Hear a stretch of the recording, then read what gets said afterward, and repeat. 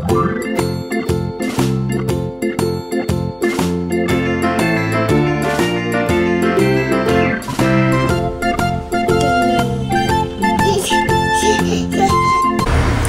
cả nhà, chúc cả nhà ngày mới vui vẻ nhé. Đây là lần đầu tiên mà mình dám quay video để nói chuyện với mọi người, vì mình không có tự tin về giọng nói của mình. Nhưng mà hy vọng là từ giờ mình sẽ cố gắng tập luyện để tự tin hơn trước ống kính.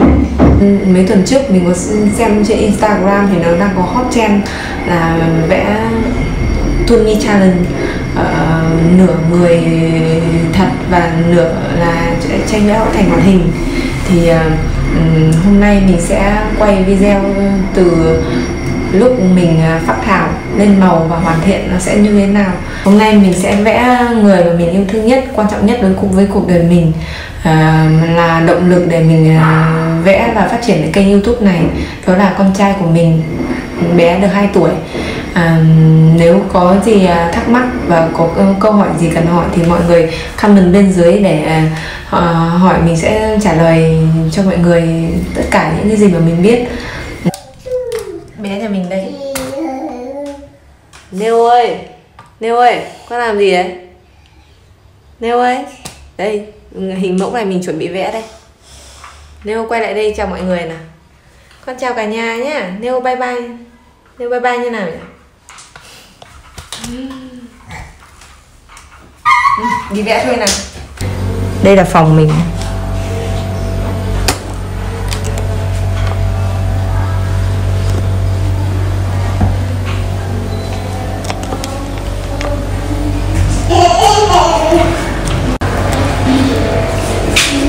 Con đi dép à?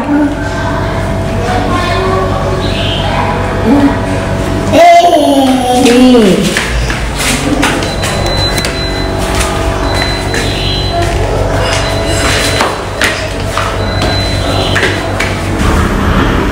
Đây là góc làm việc của mình. Và đây là những dụng cụ làm việc của mình. Chuẩn bị là vẽ thôi. Đây là kênh của mình.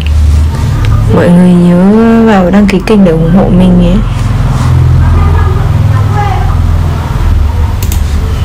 Đấy, mình sẽ chọn một ảnh để vẽ.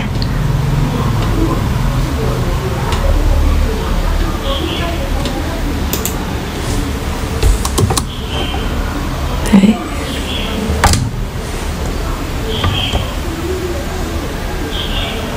Đây, mình sẽ vẽ bé nhà mình.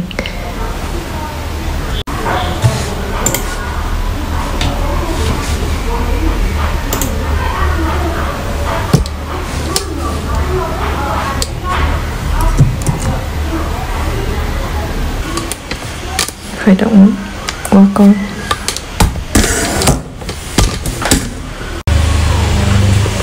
Bắt đầu chuyển sang vẽ bằng qua con nha.